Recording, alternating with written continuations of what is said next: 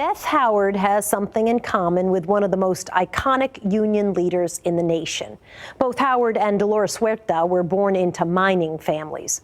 Dolores Huerta was born on April 10, 1930, in a small mining town in the mountains of New Mexico.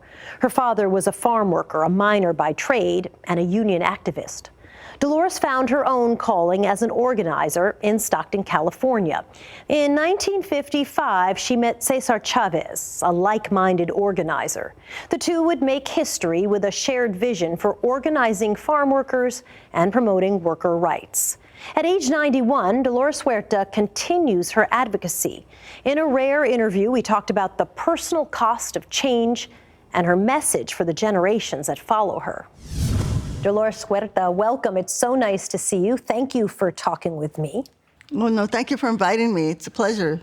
So you are as busy at the age of 91 as you ever were. Back in the mid-1900s, when you started your work lobbying for agricultural farm workers, take a look back and tell me what you're most proud of. I believe, passing the amnesty bill in 1986, where a lot of immigrants were able to get their legalization status, getting the farm workers the right to have a union. And there's only, 3 states in the United States where farm workers have that right, and that is California, Hawaii, and now New York State. And so there's still a lot of work to be done.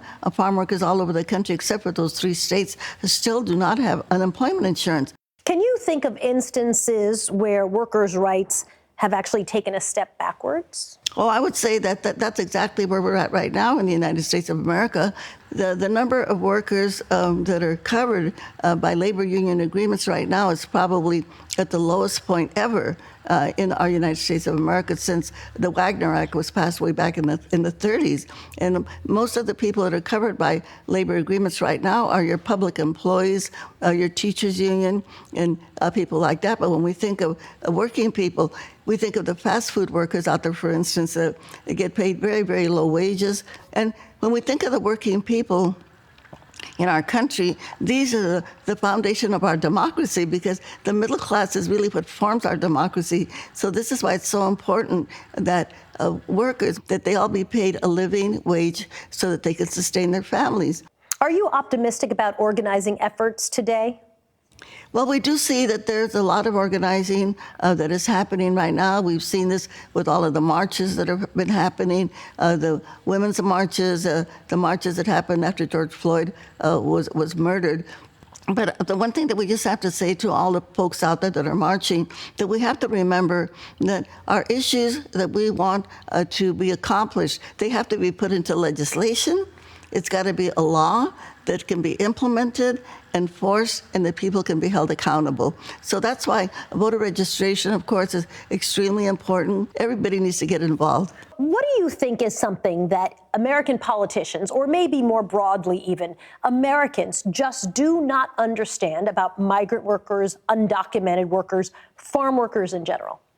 I like to say to people, Google a map of the United States before 1848, and you'll see that a third of the United States was Mexico. So we can say that myself as a Mexican American, that we were here before the United States was the United States, and that the indigenous people of the South American continent and the North American continent, they're the ones that built our country. And we have to remember that and acknowledge that, and just do away with the racism that exists in our society. What change that's happened, or maybe has not happened, is the thing that makes you most angry? Well, I have seen a lot of progress, because I am 91 years old. I like to quote Benito Juarez, who was the president of Mexico, and he had a saying that said, respecting other people's rights is peace. So if women need to have or want to have an abortion, that's their human right. It doesn't affect you. If somebody wants to marry or live with or love somebody of their own sex, that is their human right, and it does not affect you. And so we've got to respect other people's rights. And I think we really have to start there, because we do want a country that is united and not divided. Has there been a cost to you through your efforts to bring change over these last 91 years? Well, I've had some personal you might say, incidents where I was beaten by police. I have been in jail many, many times. But this is part of the work that we do. And I will continue doing it as long as I have the energy and the strength to do it, and the health. Often people talk about the gap in generations. And yet I know that a lot of the people who hang on your every word are very young people who look to you for inspiration. What do you think your legacy is ultimately?